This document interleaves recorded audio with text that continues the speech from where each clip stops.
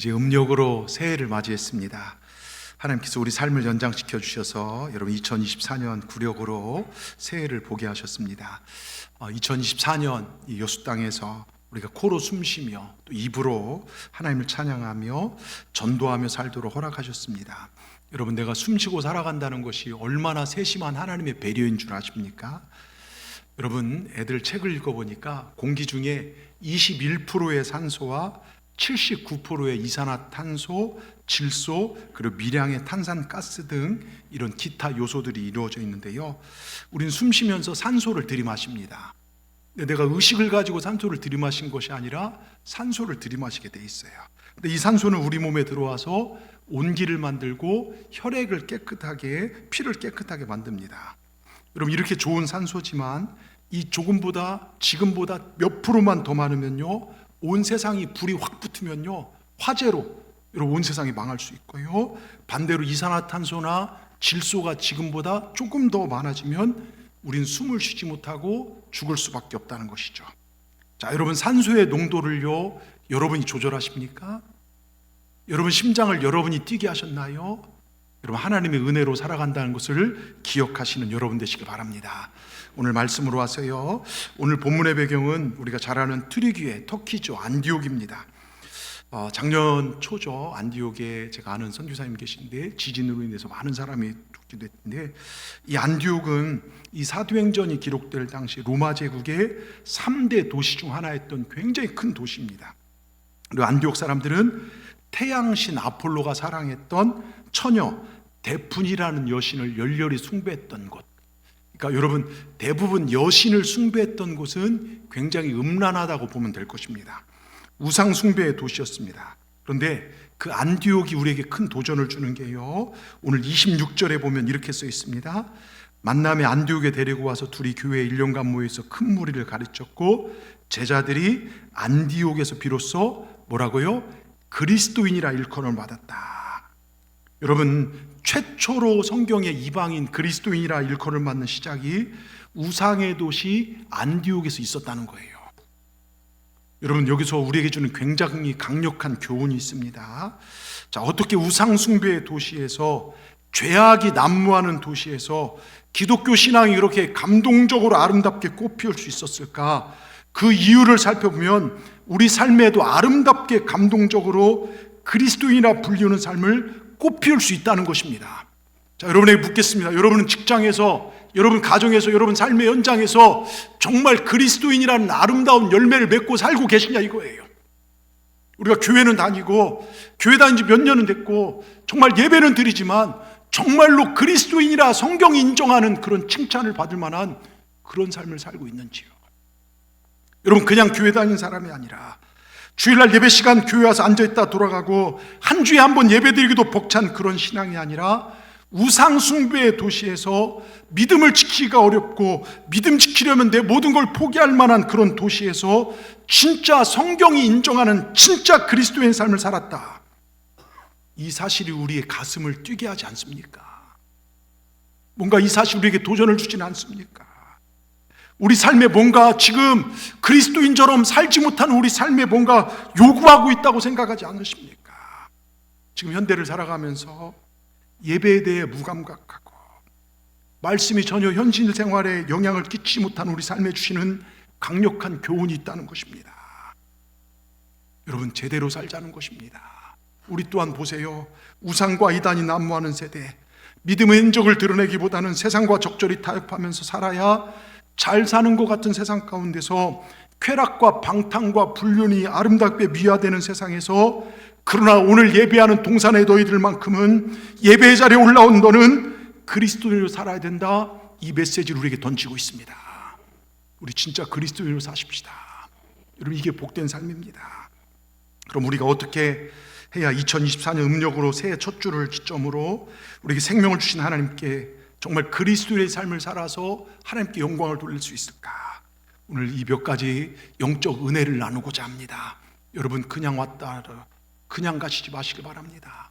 어쩌다 한번 오셨더라도요, 말씀 붙잡고 가시길 바라고, 정말 세상에 답답함을 가지고 오셨다면 시원함을 가지고 돌아가시고, 문제를 가지고 오셨다면 해결을 가지고 돌아가시는 이 시간 되길 바라면서요, 첫째요, 주님이 함께 하신 삶을 사시길 바랍니다. 자, 여러분, 처음 안디옥 교회가 어떻게 세워지게 된 줄 아십니까? 예루살렘 교회가 자기들끼리만 은혜 받고 좋아하다 보니까 복음을 전하지를 못해요. 그냥 여기가 좋사온이에요. 그때 하나님은 핍박이라는 몽둥이로 그들을 내려치십니다. 그 핍박이 바로 유대인들이 기독교를 핍박하는 것인데요, 단순히 어렵게 하는 정도가 아니라 죽이는 핍박입니다. 오늘 우리가 읽은 사도행전 본문에 보면 시작이 19절에 뭐라고 할 수 있습니까? 그때에 이렇게 시작됩니다. 그때가 어떤 때냐?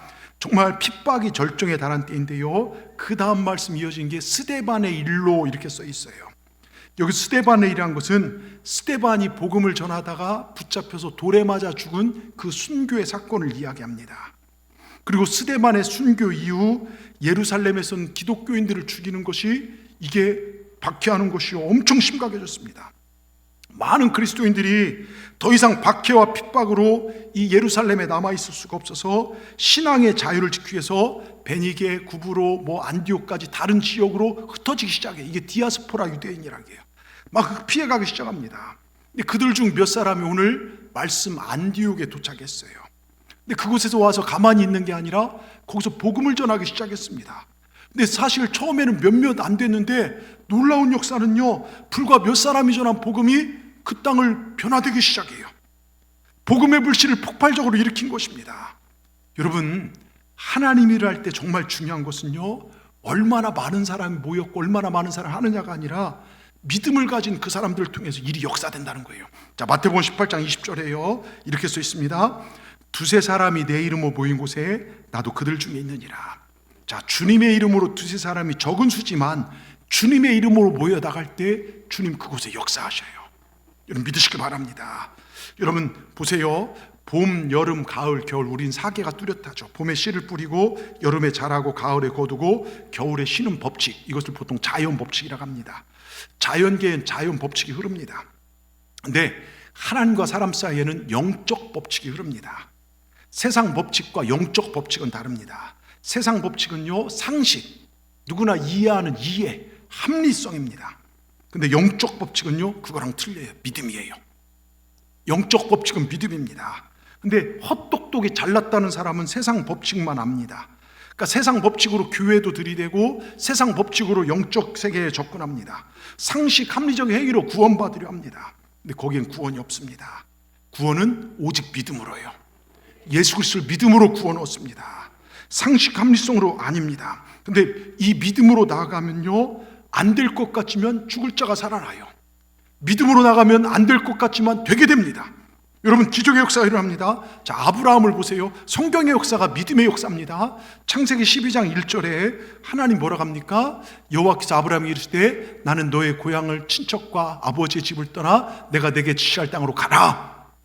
아브라함에게 하나님 명령을 내려요. 여러분, 75세 나이에 내가 익숙한 곳, 내가 여태까지 뿌리 박은 곳을 떠난다는 게 쉽습니까? 쉽지 않습니다. 여러분, 75세면 생을 정리하고 거기에 안착할 때인데요. 그리고 더욱이 그때는 가족 공동체, 국가 개념이 없었어요.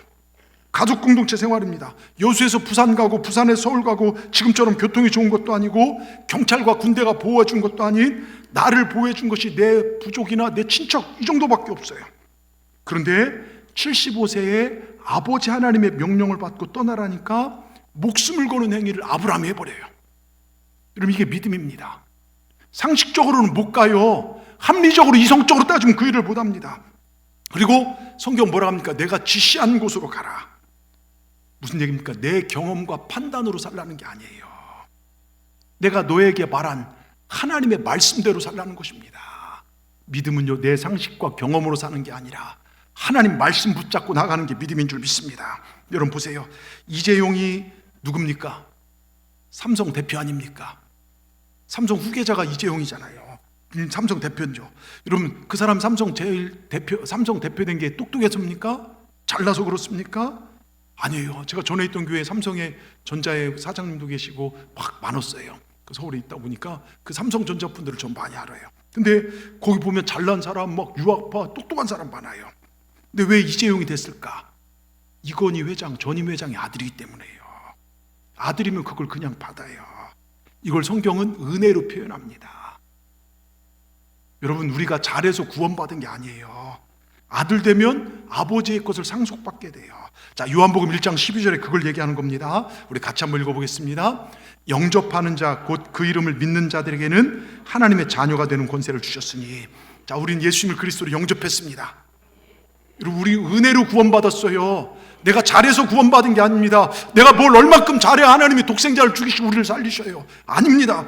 예수님께 십자가에서 내 저주와 죄와 질병과 가난과 모든 염려를 치고 죽으시고 그리고 부활하신 우리는 믿을 뿐입니다. 우리는 하나님의 자녀된 걸 믿습니다. 세상에 어떤 것도 우리를 헤아릴 수 없고 넘어뜨릴 수 없음을 믿습니다. 이런 믿음은 이걸 믿는 거예요. 그럴 때 우리에게 주어진 게 하나님의 자녀된 권세입니다. 그래서 믿음은 없는 것을 있는 것처럼 불러요. 죽은 자를 살립니다. 아브라함 보세요.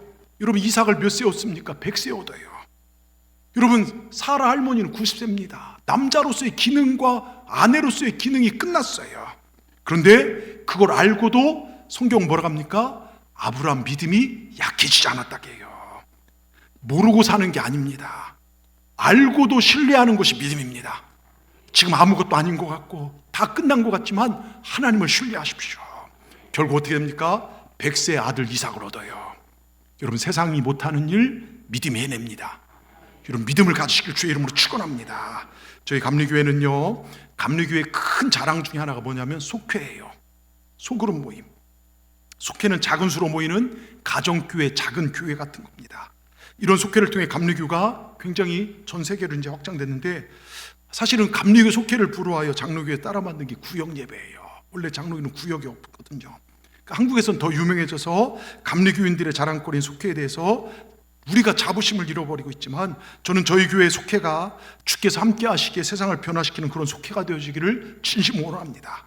그럼 여러분, 이 속회 모임이나 이 소그룹에서 할 일이 뭡니까? 내가 일주일간 믿음으로 살아난 이야기를 하는 것입니다. 그래서 무슨 정치 얘기하고 뭐 자녀 이게 아니라, 이 뻔한 세상 속에서 나는 이런 믿음으로 살았다, 이런 믿음으로 나는 충격 주었다, 이런 믿음으로 승리를 했다, 이게 교제고 간증입니다. 여러분, 세상은 믿음을 몰라요. 이성과 합리에 갇힌 세상의 소망은 저는요, 믿음의 세계임을, 믿음임을 믿습니다. 이런 믿음의 세계를 보여주는 성도가 되시길 축원합니다. 믿음을 사용하시길 바랍니다. 그럼 여러분도 놀랄 거예요. 제가 전에 있던 교회 한 속회에서 어떤 식구가 속회 종합검진을 받은데 직장에 10cm가 넘는 암덩어리가 발견이 돼요. 속회 식구들이 뭐랍니까? 이 암을 공격하기로 결단해요. 매일 밤 모였습니다. 늦은 밤에 직장인들 퇴근하고 와서 늦어서 모여서 예배를 드리고 찬송을 하고 함께 기도했습니다. 성경 말씀 그대로 믿었어요. 병든 자에게 손 얹으 나으리라 말씀 믿었습니다. 서로 환우에게 손 얹고 함께 기도하자 기도했습니다. 수술 앞두고 정밀 검사를 했고 수술 앞두고 목사가 가서 기도했습니다. 그날 밤 전화가 왔습니다. 마지막 정밀 검사에 흉측한 암덩어리가 어린아이 살처럼 깨끗해졌다, 암이 없어졌다고요. 할렐루야. 여러분, 이게 믿음의 능력입니다. 하나님 말씀, 두세 사람이 모인 거 내가 그들과 함께 하겠다는 그 말씀 있는 그대로 믿고, 병든 자가 손 얹으면 나으리라 말씀을 믿고 나가는 것, 이러한 믿음의 능력과 권세가 저와 여러분에게 주어진 걸 믿으시길 축원합니다. 여러분, 이 믿음을 사용하시길 바랍니다. 2024년 이 믿음을 사용하여 없는 것을 있는 것처럼, 죽을 것을 산 것처럼 선포하며 나가시길 바랍니다. 어린 다윗이요, 천하장사 골리앗을 어떻게 이겼습니까? 하나님이 그와 함께 하신 걸 다윗은 믿었기 때문입니다. 여러분, 하나님 우리와 함께 하시면 믿으십니까? 우리 주님이 함께 하시면 우리 승리할 수 있습니다. 주님이 함께 하시면 우리의 사업, 직장, 자녀 승리할 수 있습니다. 로마서 8장 31절을 보십시오. 같이 읽겠습니다. 그런즉 이 일에 대하여 우리가 무슨 말하리요? 만일 하나님이 우리를 위하시면 누가 우리를 대적하리요? 하나님이 여러분을 위한 삶을 사십시오. 믿음의 삶을 사십시오. 하나님이 우리를 위하시면 누가 우리를 대적하겠습니까? 그 어떤 대적도 우리를 해치지 못하도록 보호해주고 승리하게 하실 줄 믿습니다. 2024년 내가 믿음 가운데만 서면 주님이 우리와 함께 하실 것입니다. 주님의 능력과 권세가 여러분을 돕도록 더욱 믿음 가운데 사시는 저와 여러분 되기를 주의 이름으로 축원합니다. 하나님을 믿으면 끝난 것입니다. 그 둘째요, 오직 여호와를 앙망하십시오. 그러면 새 힘을 얻을 것입니다. 이사야 40장 31절을 보면요, 이렇게 써 있습니다. 우리 같이 읽겠습니다.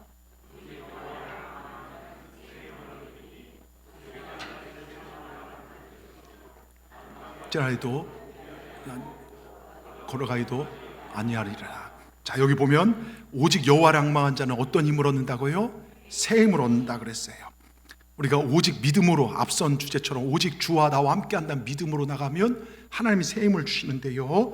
자, 믿음을 좀 더 구체적으로 표현한 게 앙망이에요. 자, 앙망하는 자가 새 힘을 얻는다 했는데, 여호와를 바라보지 않을 때 주어지는, 앙망한다는 건 하나님 바라보는 거고요, 앙망하지 않는다는 건 하나님 바라보지 않는다는 건데, 내가 여호와를 바라보지 않을 주어지는 무능한 낡은 힘이 뭘까? 그건 내 힘이에요. 내 경험, 내 자산, 내 지혜로 사는 것입니다.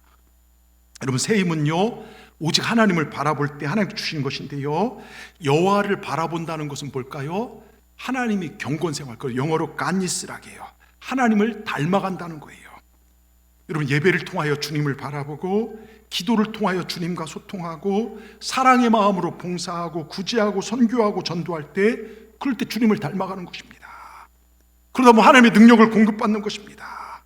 여러분, 하나님의 사람들은요, 내 힘이 아니라 하나님 주신 새 힘으로 이 세상을 살아가는 것입니다. 성경에 보세요. 자기 힘과 경험으로 살았던, 낡았던 힘으로 살았던 한 인물이 있습니다. 누구냐면 야곱이에요. 여러분, 야곱에겐 이름이 하나가 더 있죠. 뭡니까? 이스라엘이죠. 이제 우리 교회도 성경적 지식의 수준이 많이 높아지셨어요.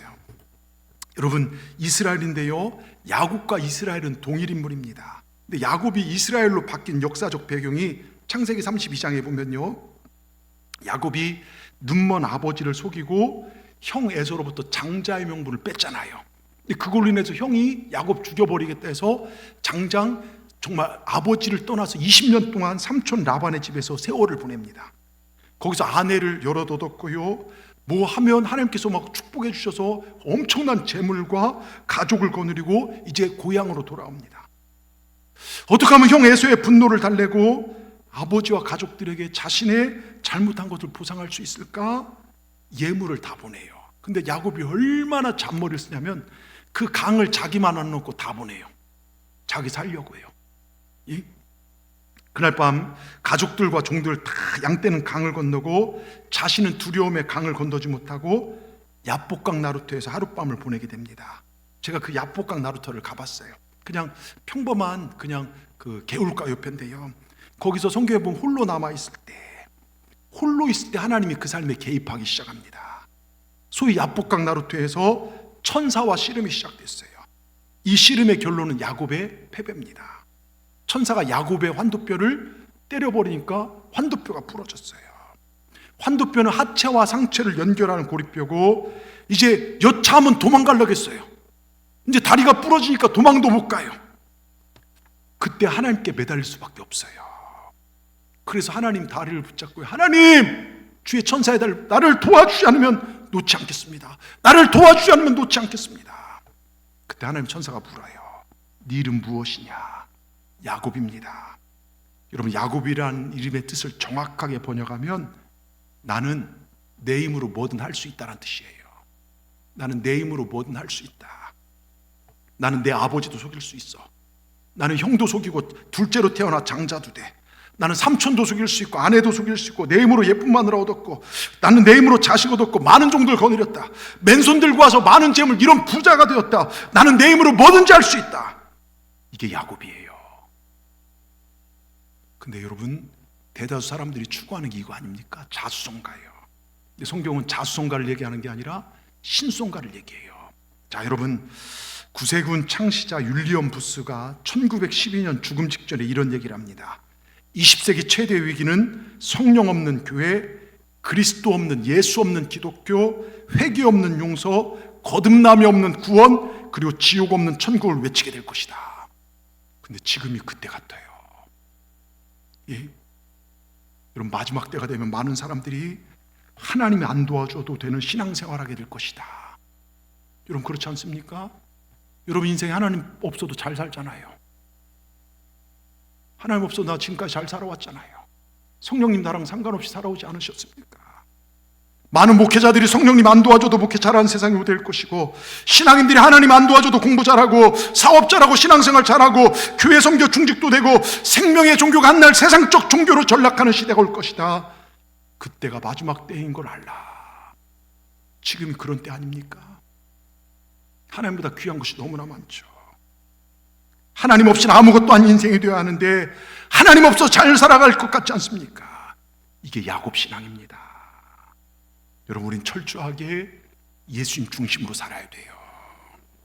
내 인생에서 하나님 빼면 나는 아무것도 없습니다. 따라합시다. 내 인생에서 하나님 빼면 나는 아무것도 없습니다. 이게 우리 삶이 되어야 합니다. 돈 빼면 아무것도 없고, 자녀 빼면 아무것도 없고, 명예 빼면 아무것도 없는 게 아니라, 여러분, 그건 죽으면 다 놔버려야 할 것들이에요. 하나님 없으면 아무것도 없는 삶, 그게 예수 중심의 삶입니다. 여러분, 이게 이스라엘은 무슨 뜻이냐? 하나님인 내가 너의 인생 책임지 마. 야곱은 자수성가의 삶이라면 이스라엘은 하나님이 책임지는 삶, 내가 간섭하고 내가 다스리고. 여러분, 신앙이 무엇입니까? 내 힘으로 살지 않고 주님의 힘으로 산다는 것입니다. 철저하게 주님 중심으로 사는 것입니다. 내 힘과 경험, 즉 야곱으로 살아가는 삶이 낡은 힘이었다면 이스라엘로 살아가는 것이 새 힘입니다. 저는 2024년 구력으로 새해를 맞이한 오늘 여러분의 낡은 힘을 의지했던 걸 버리고 이제 하나님을 의지하고 새 힘으로 살기를 축원합니다. 하나님께 이런 새 힘을 주신다고 부족한 종을 통해 약속하고 계십니다. 여러분, 이제 이렇게 기도하십시오. 하나님 안 도와주시면 아무것도 아닙니다. 하나님 없으면 나는 아무것도 아닙니다. 하나님 도와주시옵소서. 탈북자 형제의 간증을 들은 적이 있습니다. 이 두 형제가 국경을 넘어 중국에서 어려운 삶을 이어가고 있을 때, 언제 공안에 잡히면 북한으로 추방되면 죽을 수도 있으니까요. 어느 날 잘 알고 있는 형이 A국 대사관 담장을 넘어 성공적으로 한국을 향했다는 소식을 중국 TV를 통해 보게 된 거예요. 중국 TV를 통해서요. 이 두 명 형제들은 우리들도 같은 방법으로 탈출하리라 결심하게 되었고, 드디어 탈출을 결행하게 된 날 택시를 타고 A국 대사관 쪽으로 가고 있는데 갑자기 서방 B국 국기가 개양대 바람에 펄럭이고 있는 모습이 눈에 띄더랍니다. 근데 그 마음속에 저기다, 이 성령의 감동하심에 따라 택시를 멈추게 한 다음 내려서 그 대사관 주위를 조심스럽게 멀리 두 바퀴를 돌며 담장 주위 환경을 조사했답니다. 멀리서 보니까 담장도 얕으만한 것 같아서 힘껏 뛰면, 달려서 뛰면 담장을 충분히 타 넘을 수 있을 것 같다는 생각이 들더랍니다. 실행을 결심하고 한쪽에 숨어 있다가 날이 어두워지기를 기다리고 이 형제들은 드디어 저녁 무렵에 단숨에 담장으로 달려가기 시작합니다. 근데 막상 담장 밑으로 달려가 보니까요, 멀리서 보던 담장하고 틀려요. 도무지 뛰어넘을 수 없는 높은 담장이 떡하니 버티고 서 있습니다.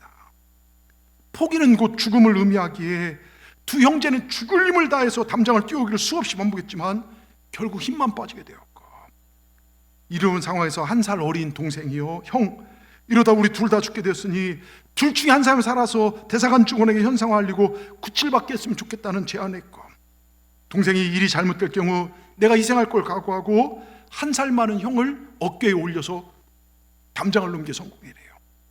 근데 담장을 넘어 대사관으로 들어간 형이 대사관에게 알려 문을 열고 자기를 구출했는데 아무리 기다려 소식이 없어요. 어찌할 수 없는 공포 속에 떨던 이 형제, 당시 정신을 바짝 차리고 죽을 힘을 다해 담장을 뛰어오르기를 수차례 반복했지만 너무 높아서 끝이 손이 안 닿아요. 도무지 할 수 없는 방법을 찾을 수가 없었습니다. 절망감에 휩싸여 털썩 무릎을 꿇고 앉으니 자기도 모르게 하나님 앞에 기도가 터져나와요. 목숨을 건 기도가 터져나왔습니다. 하나님, 제발 딱 한 번만 살려주십시오. 죽음의 공포 속에서 두려움과 눈물로 자신의 생명을 온전히 주님께 맡겨드리는 기도를 한 다음 다시 뛰어서 담장을 넘으려는데요, 여러분, 이게 어찌된 일입니까? 알 수 없는 권능의 손이요, 자신을 높이 들어 담장 위로 몸을 사뿐히 들어 올리는 걸 경험한 거예요. 사뿐히 올려놓으시더라는 것입니다. 담장에 올라가 보니 그제서야 대사관 직원이 쏜살같이 달려오며 흥분한 거친 어조로 막 뭔가를 말하는데 언어가 안 통하는 이 형제는요, 자신을 도로 밖으로 내려가라는 소리인 줄 알아들었답니다. 근데 하나님께서는 이미 내가 너를 떠나지 아니하면 버리지 아니하는 이 담대한 마음을 주셨기에 다시 내려가겠노라 생각하고 담대를 기다리고 있는데 대사관 직원 위험하니까 안으로 뛰어내리라겠대요. 그래서 급히 뛰어냈더니 구출해 줬다는 거예요. 나중에 알고 보니까 굉장히 공안들이 오고 긴박한 상황이었다는 걸 알게 됐습니다. 여러분, 하나님의 은혜로요, 이 두 형제는 지금 모두 구출되어서 한국에 있고요, 육은 물론이고 영이 구원받고 하나님의 은혜를 마음껏 누리며 복음의 일꾼으로 훈련받고 있어요. 여러분, 그의 간절한 기도에 주님의 손이 그 삶을 떠받쳐 주었습니다. 자기 힘으로는 뛰어 올라갈 수 없었어요. 자기의 낡은 힘으로는, 자기의 경험으로는, 지금까지 노력으로는요, 자기가 여태까지 의지했던 힘으로는 안 되었지만 새 힘, 하나님의 능력을 간절히 구하니 기적이 일어난 것입니다. 여러분, 이게 우연 같습니까? 저를 보십시오. 여러분 중에 지금 담장에 가로막힌 분 아니 계십니까? 정말로 절대로 혼자 넘을 수 없는 높은 장벽들이 여러분 막고 있지는 않습니까? 큰 산이 가로막고 있지는 않습니까? 그게 자녀의 문제입니까? 건강의 문제입니까? 경제적, 재정적 문제입니까? 여러분, 하나님 말을 절대적으로 앙망하시길 바랍니다. 새 힘을 얻으시길 바랍니다. 2024년 더욱 예배에 최선을 다하시길 바랍니다. 능력 있는 기도에 최선을 다하시길 바랍니다. 여러분이 하나님을 믿으면, 만나면 모든 문제는 끝이 납니다. 예수님만 소망 삼고 사십시오. 그 어느 해보다 더욱 주님 사랑하고 사시길 축원합니다. 믿음으로 나가시길 바랍니다. 세상 법칙이 아니라 영적 법칙이 여러분을 다스리시도록 우리 그렇게 사십시다. 여러분, 영적 법칙이 여러분을 다스리도록요. 그럼 여러분을 통해 세상이 놀라게 될 줄 믿습니다. 끝으로요, 우리 제목 같이 읽겠습니다. 하나님을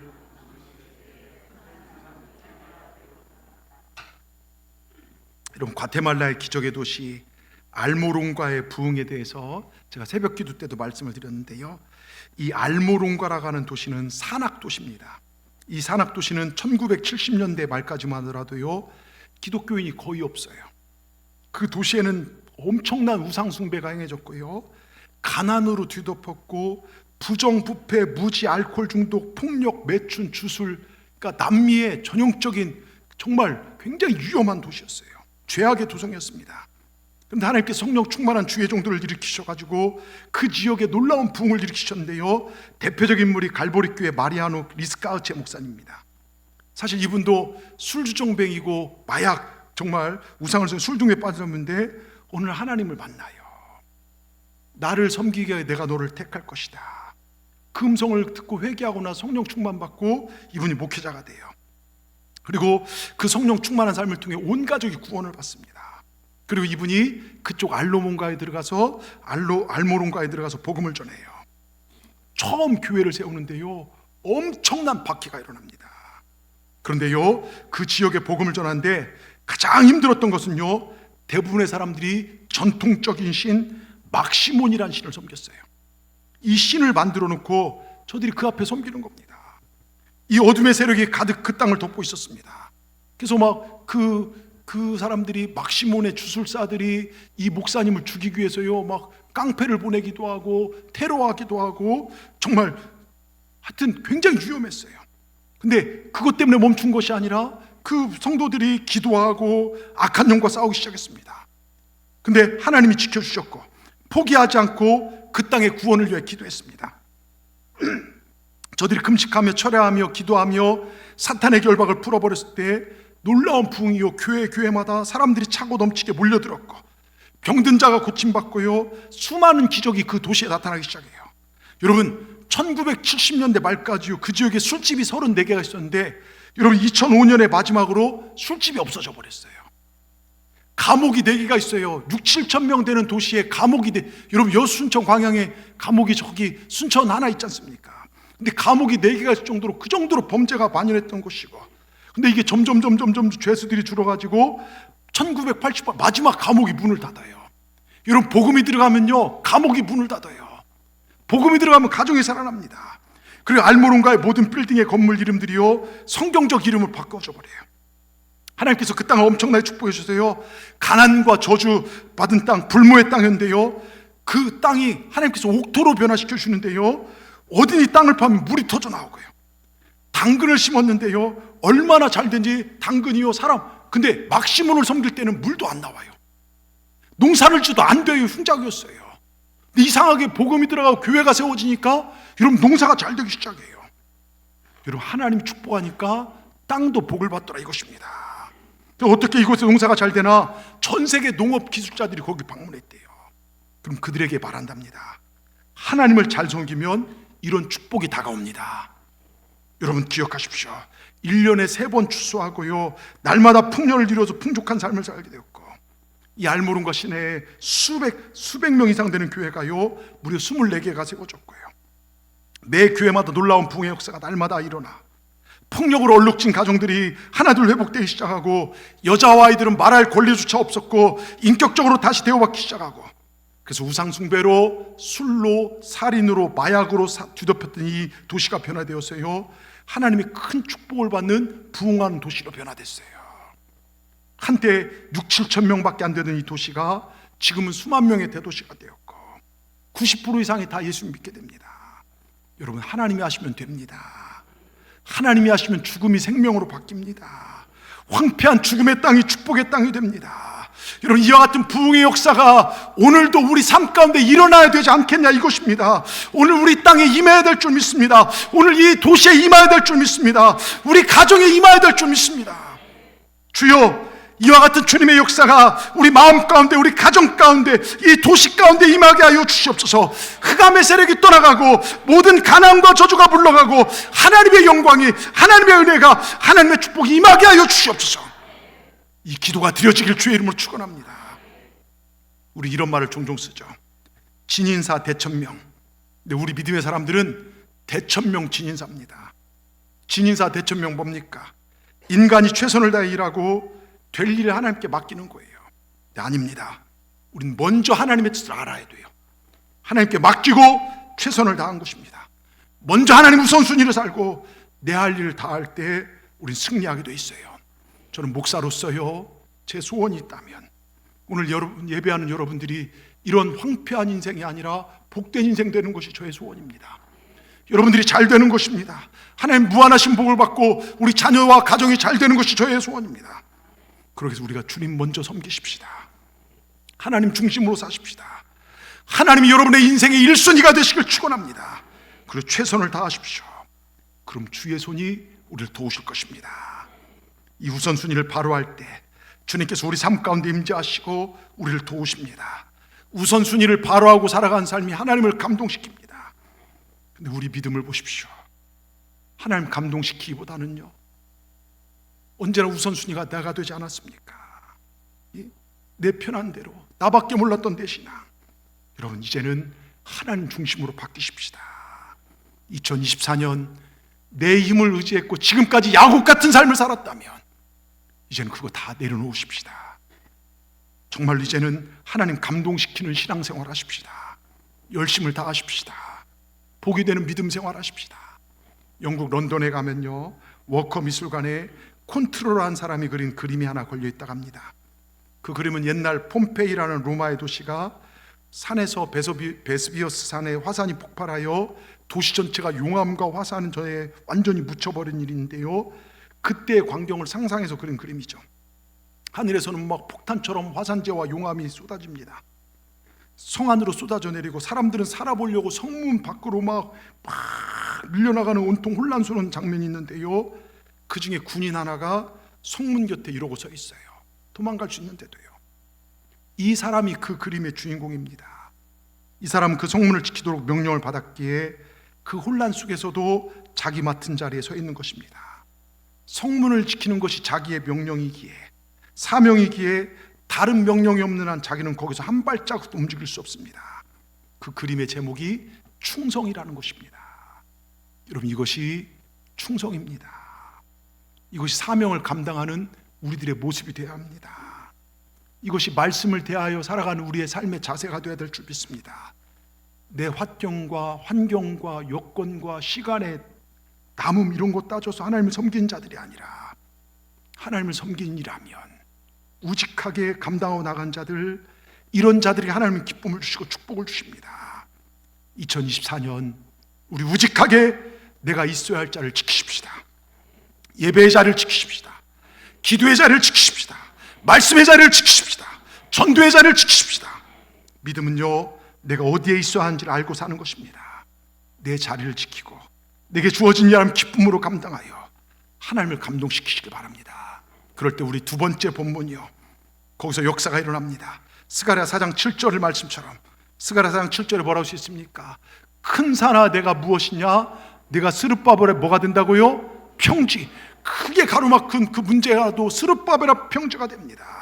여러분, 하나님이 역사하시면요, 인생의 큰 산이 평지가 되어버립니다. 질병이 평지가 되어버립니다. 경제적 큰 산이 평지가 되어버립니다. 여러분, 스룹바벨이 누굽니까? 우직하게 하나님 앞에 헌신했던 사람, 하나님이 보증하는 사람, 하나님이 책임지는 사람.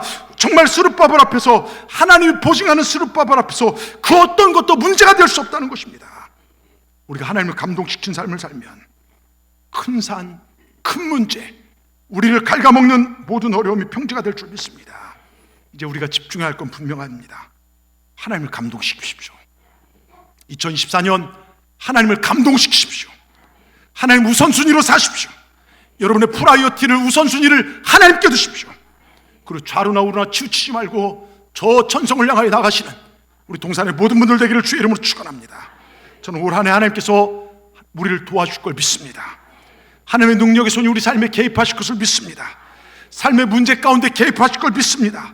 내 질병을 만지실 것입니다. 우리 연약함을 만지실 것입니다. 인생의 큰 산들이 평지가 될 것입니다. 주의 손이 만지시면 못 고칠 질병이 없습니다. 주님이 내 삶 가운데 임재하시면 아무리 어려운 문제도 그 순간 해결되어집니다. 주님이 내 자녀 만지시면 그 자녀 가정 복된 삶을 살게 될 줄 믿습니다. 주의 손이 도우시는 그러한 삶을 살 수 있는 우리 동산의 모든 분들 되기를 주의 이름으로 축원합니다. 축원합니다. 기도하시겠습니다. 하나님 감사합니다. 저에게 구력으로 2024년을 허락하시고 주일 예배를 드리게 하시니 감사합니다. 우리 예배를 받아 주시옵소서. 오늘 예배를 통하여 주의 손이 함께하는 삶에 대하여 말씀 듣게 하시니 감사합니다. 주의 손이 함께하도록 오직 여호와를 앙망하고 복음 위에 바로 서는 우리 모두가 되게 하여 주시옵소서. 하나님을 언제나 우선순위에 두고 하나님을 감동시켜 안디옥 저 우상의 도시에서 교회가 세워지고 복음이 확장되고 그리스도인이라고 인정받은 것처럼 우리도 이 시대 가운데 주님이 성경 인정하는 그리스도인들이 다 될 수 있도록 우리 신앙을 붙들어 주시옵소서. 하나님, 주의 손이 도우실 때 우리 가정이 살아날 것입니다. 주의 손이 도우실 때 우리 기업과 사업이 복을 받을 것입니다. 주의 손이 도우시는 삶을 살아갈 수 있는 우리 모두가 되게 하여 주시옵소서. 예수님의 이름으로 감사하며 기도드리옵나이다. 아멘.